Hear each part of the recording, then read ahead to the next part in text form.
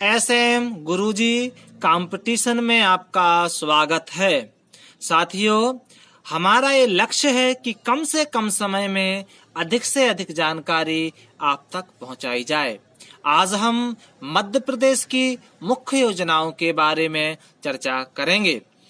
दीनदयाल गोकुल ग्राम योजना, यह योजना 25 सितंबर 2004 को प्रारंभ की गई है। यह भोपाल के अकबरपुर से शुरू की गई। साथियों, इसके अंतर्गत गांव के अधोसंरचना विकास के लिए हर वर्ष यानी कि प्रति वर्ष जिले के 5 गांवों के लिए चुना जाता है। दीनदयाल समर्थ योजना, जैसा कि इसके नाम से मालूम चल रहा है, जो व्यक्ति मानसिक और शारीरिक रूप से निःशक्त होते हैं उनके लिए शिक्षा और रोजगार के विशेष प्रावधान किए जाते हैं। यह योजना भी 25 सितंबर 2004 को प्रारंभ की गई है। दीनदयाल अंत्योदय उपचार योजना, यह योजना भी 25 सितंबर 2004 को प्रारंभ की गई है। इसमें शर्त है कि जो इसका लाभार्थी होगा उसके पास बीपीएल कार्ड होना चाहिए, यानी कि वो इस रेखा के अंदर आना चाहिए। दीनदयाल रोजगार योजना, जैसा कि इसके नाम से भी मालूम चल रहा है, इसके अंतर्गत बेरोजगार युवाओं के लिए स्वरोजगार की ओर प्रेरित किया जाता है। यह योजना भी 25 सितंबर 2004 को प्रारंभ की गई है। यह चारों योजना साथियों 25 सितंबर 2004 को प्रारंभ की गई हैं। और क्यों 25 सितंबर 2004 को प्रारंभ की गई है? क्योंकि दीनदयाल महोदय जी का जन्म भी 25 सितंबर 1916 को हुआ था, तो उनके जन्मदिन के उपलक्ष्य में इनको किया गया है। गांव की बेटी योजना, यह योजना काफी फेमस योजना है। और दोस्तों, इस योजना के अंतर्गत उस छात्रा को गांव का होना चाहिए, यानी कि उसने गांव में रहकर 12वीं की पढ़ाई पूर्ण की हो और प्रथम श्रेणी के साथ वह उत्तीर्ण हुई हो। तो इसके अंतर्गत उस कन्या के लिए उच्च शिक्षा हेतु प्रति वर्ष यानी कि हर माह में 500 रुपए यानी कि वर्ष में 5000 रुपए की उसको छात्रवृत्ति प्रदान की जाती है जब तक वो कॉलेज की पढ़ाई यानी कि उच्च शिक्षा प्राप्त करती है।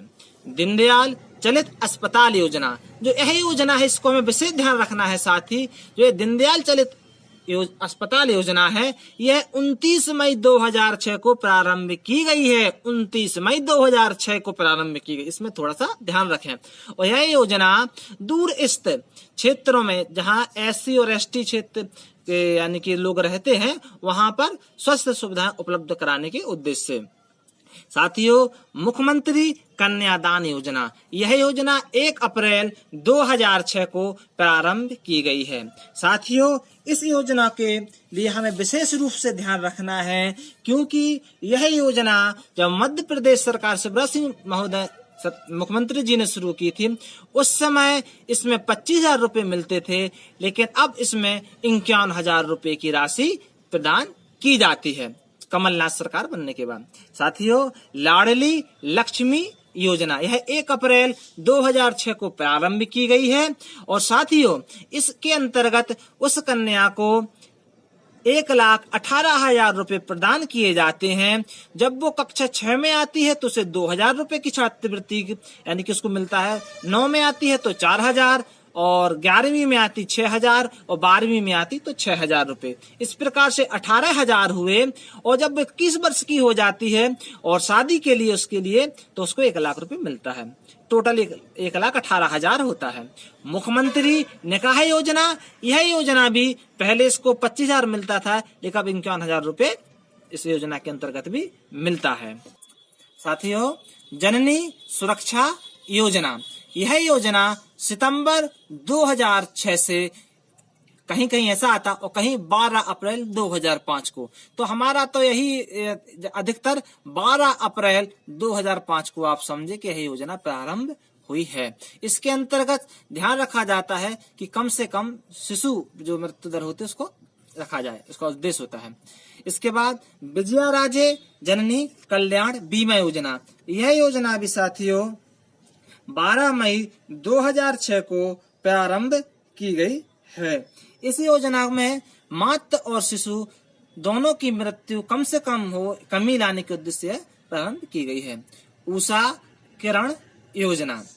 साथियों, यह योजना 2006 और 7 में प्रारंभ की गई है और इसका उद्देश्य होता है कि जो घर के में बालिकाएं हैं, 18 वर्ष की बच्ची हैं या महिलाएं हैं, उनके साथ अगर कोई किसी प्रकार की हिंसात्मक व्यवहार किया जा रहा है तो वह इसके लिए इसके अंतर्गत उसका प्रयास की ना किया जाए, उसकी देखरेख की जाए, सुरक्षा प्रदान की जाए। यह योजना उस उद्देश्य से लागू की गई है। साथियों,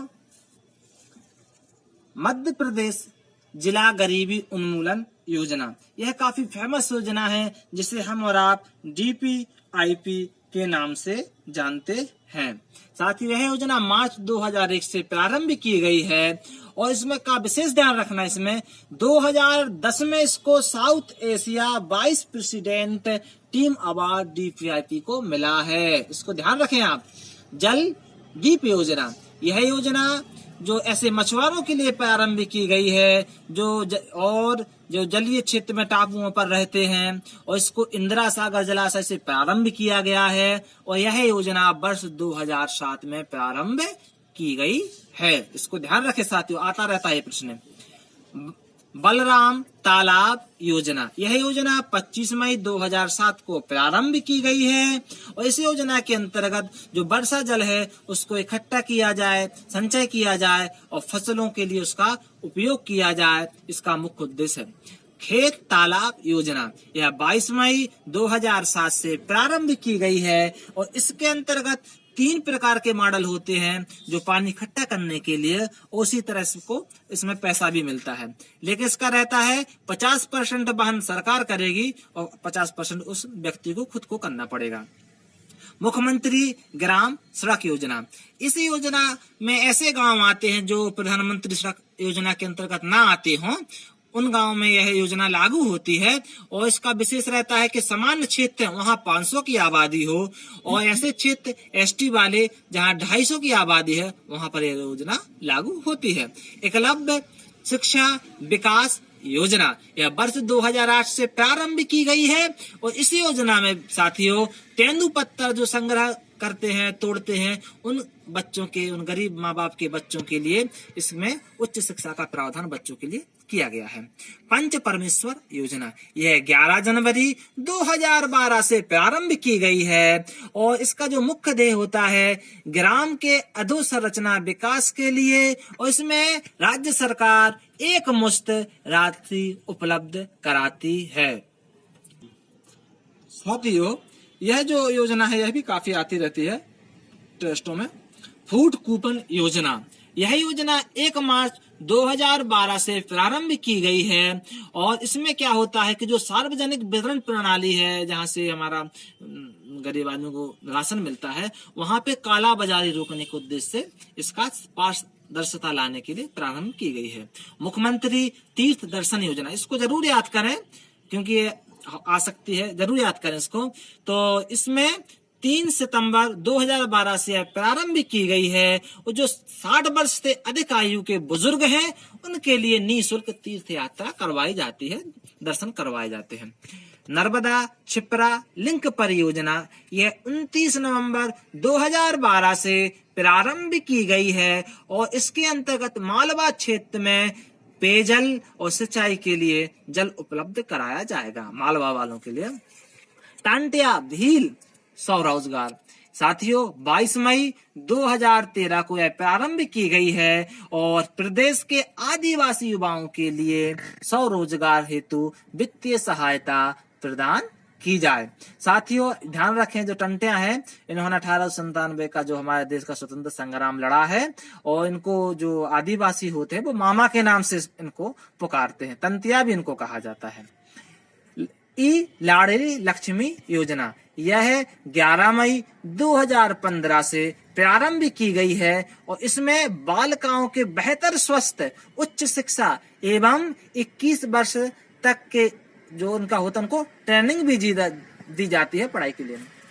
साथियों, और इसके बाद सौभाग्यवती योजना, यह योजना SC वर्ग की कन्याओं के लिए प्रारंभ की गई है, और विशेष में और सभी वर्ग भी आ जाते हैं, विशेष कर लेकर एससी वर्ग का उल्लेख है। प्रतिभा किरण योजना, यह 2009 को प्रारंभ की गई है, और यह शहर की, जो शहर है वहां के बीपीएल परिवार की जो छात्राएं हैं, उन्होंने 12वीं क्लास प्रथम श्रेणी में उत्तीर्ण की हो तो उनके लिए साल में 3000 रुपए का अपराध छात्रवृत्ति प्रदान की जाती है। और यदि वो तकनीकी पढ़ाई, चिकित्सा पढ़ाई करना चाहती हैं तो 7500 रुपए की उनको छात्रवृत्ति प्रदान की जाती है। यानी कि माह में कितना, 3000 तो 300 रुपए बनेगा, और जिसमें 7500 है उसमें एक माह में 750 रुपए बनेगा, 10 माह तक का दिया जाता है। विक्रमादित्य निःशुल्क शिक्षा योजना, साथियों यह वर्ष 2008 और 9 को प्रारंभ की गई है। समान वर्ग के जो बीपीएल परिवार के छात्र हैं उनके लिए जब वो स्नातकोत्तर की पढ़ाई करना चाहते हैं तो निःशुल्क उनको पढ़ाई का सुविधा प्रदान की जाती है, और शर्त है कि वह 12वीं में 60 अंकों के साथ उसने पास किया हो। साथियों, सुदामा शिष्य वृत्ति योजना, यह वर्ष 2009 और 10 को प्रारंभ की गई है। यह योजना उत्कृष्ट विद्यालय में अध्ययन करने वाले छात्र छात्राएं जो समान वर्ग की हैं, ध्यान रखें जो सामान्य वर्ग की हैं साथियों, उनके लिए इस योजना के तहत 10,000 और वार्षिक आय के लिए शर्त है कि उनकी 54,000 से अधिक ना हो, तो अगर वो इस हिसाब से उनको प्रदान किया जाता है। डॉक्टर एपीजे अब्दुल कलाम मेधावी छात्र प्रोत्साहन योजना, यह काफी फेमस योजना है साथियों, और वर्ष 2009 और 10 में इसको प्रारंभ किया गया है। इसके अंतर्गत शर्त होती है इसमें कि जो ऐसे बच्चे जिन्होंने कक्षा 12वीं में 80% या उससे अधिक अंकों के साथ 12वीं पास किया हो, उत्तीर्ण किया हो, उन बच्चों के लिए 5,000 रुपए प्रोत्साहन के रूप में राशि प्रदान की जाती है। और साथियों इसमें लेकिन शर्त है कि 3 लाख रुपए से अधिक उनकी जो वार्षिक आय ना हो। तो साथियों अभी और योजनाएं हैं, अभी हमने आपको इतना, अगला आप हमारा भाग और देखें, इसके बाद जो मध्य प्रदेश की योजनाओं का 2 भाग आएगा उसमें और महत्वपूर्ण, इससे भी महत्वपूर्ण योजनाएं हैं, उनके लिए भी आप अध्ययन करें। और साथियों अभी आपसे ही कहना है कि सितारों के आगे जहां भी और भी हैं तो हमें और तैयारी और लगन से पढ़ना है, और आप हमारे चैनल को देखते रहें, सब्सक्राइब करते रहें, लाइक करते रहें, जिससे हमारा भी उत्साह बढ़े।